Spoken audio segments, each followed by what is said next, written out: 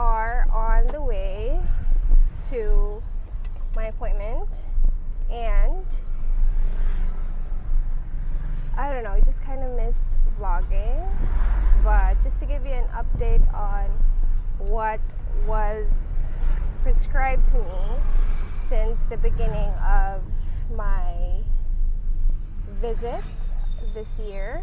I was prescribed spironolactone. I'm not sure if that's the proper way to say it, but basically I searched that after I was prescribed it, and apparently it's a common prescription for hormonal acne for either those who don't want to go on the pill or the pill isn't enough for them, which I fall in the latter category. And most of the people that I've seen, or most of the people that have videos on it, are people in the US. So not a lot of Philippine-based creators or just kind of people who wanted to share their experience with it. When I booked my appointment, I had damaged skin barrier, I would assume.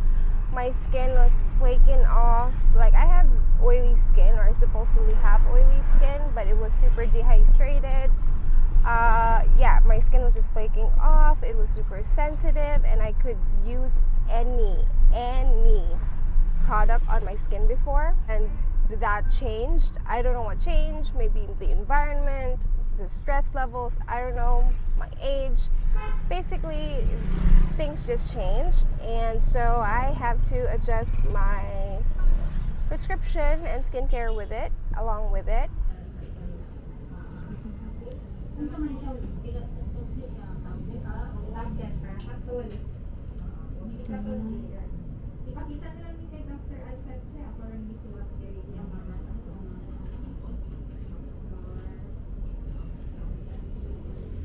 I am just getting ready to again have a day of maintenance. Basically, things that I do that make me high maintenance, just so I have a low maintenance day to day, kind of. Does that make sense? So for today, I'm going to get my nails done. So these are not necessarily, to have a low maintenance day to day, because I don't necessarily need to have that. I just like getting pretty nails, and if I haven't said it before, I've always had a hard time growing nails. Like, these are my nails, like the length of these are my actual nails, and I've always had really small itty bitty nails and super weak nails. And so I was never the girly who did manicures, because I couldn't, I couldn't have beautiful nail art. It doesn't look pretty on me. I look like a child playing with my mom's nail polish collection whenever I do that, so I just opt not doing it. However, my nails easily get dirt in them, even if they're like super short. Like, I could just be on my computer, and after my shift, my nails would get dirty, and I keep them relatively short.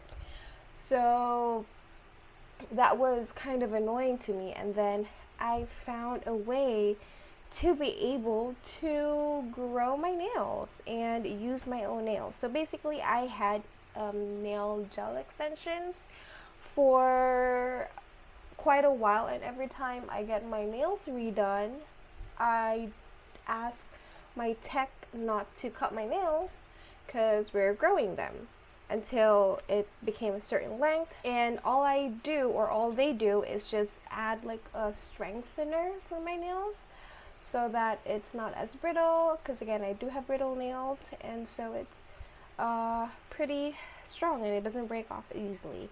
Then I get my toenails, and then I also do a pedicure once in a while, so I'm going to do that today. I don't always get my lashes permed, so basically I have noticed that my eye products transfer to my lower lids over here. Like my eyeliner sometimes smudges, my like wing liner, and then my eyeliner from tight lining. as well as my mascara. So I don't know if it's like the angle of my lashes for the mascara.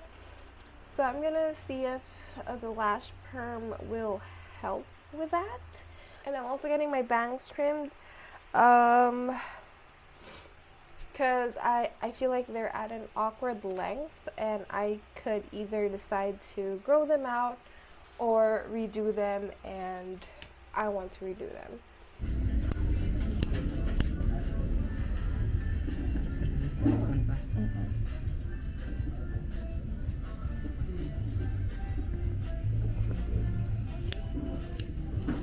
So I'm done with everything, and I got my nails done.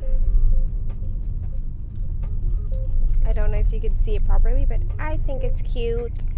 And then I got my toes cleaned, a pedicure, but no like polish or anything, just a cleaning.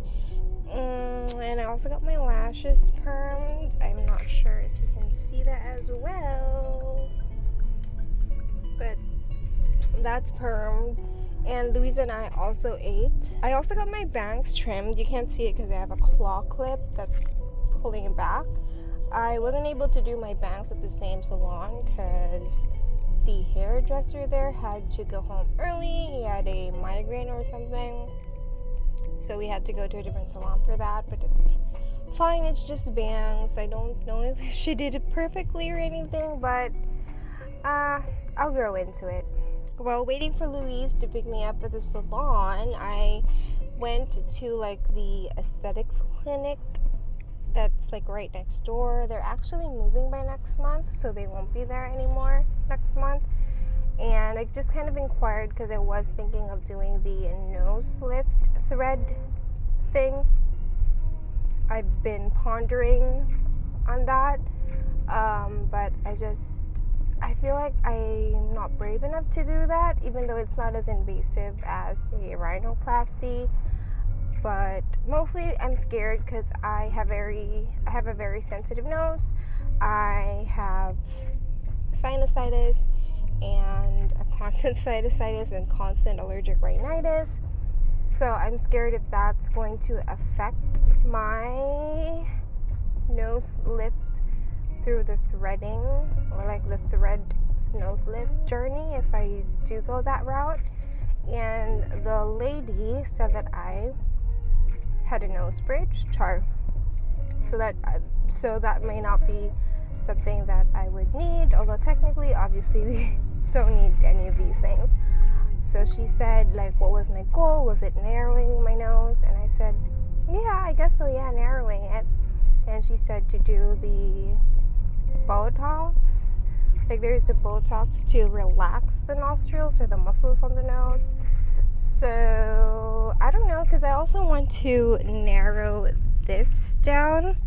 I'm sorry if the mic is just all over the place because I'm not clipping it on my shirt.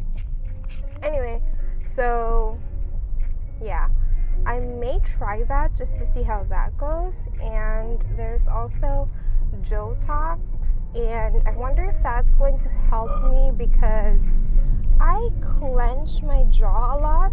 I noticed that a couple of months back, and it's an involuntary movement for me, so maybe that's going to help. And I think it's supposed to help that area.